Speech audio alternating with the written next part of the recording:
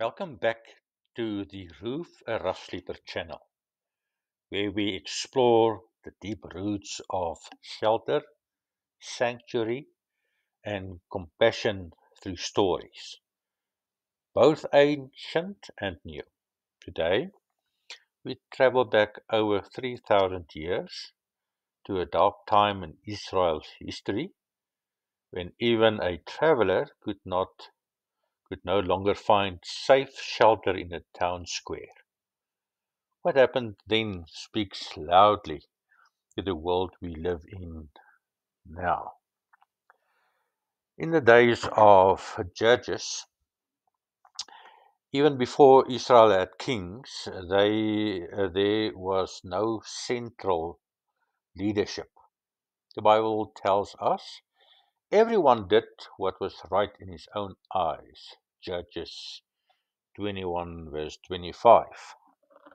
Without strong leadership, people forgot God's ways, and God's ways was to love the stranger, to protect the vulnerable, and to welcome the traveler.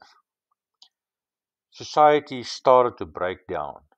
Justice, kindness, and basic hospitality disappeared. It brings us to our story in Judges chapter 19. A Levite was traveling with his companion through the land of Benjamin. As the sun set, they reached the town of Gibeah. Tired and dusty, they waited in the town square, silently hope for shelter. In a culture rooted in God's law, it was expected that someone would see a traveler and take him in. But that evening, no one came, no doors opened. The Levite prepared to sleep outside, exposed, vulnerable in a public place. It was not just cold or uncomfortable, it was also dangerous. The town itself had changed. Evil had outgrown good. Hospitality had been forgotten. Then an old man, a foreigner living in Gibeah, saw them. He begged them not to stay outside, knowing the risk. He then took them into his home, offering the simple but sacred gift of shelter. What does this story tell us today? First, without God's will guiding our hearts, even a town can forget compassion.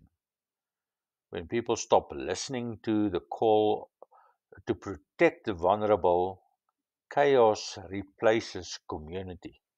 The Levite, the Levite's danger wasn't just personal; it was the symptom of a society falling apart.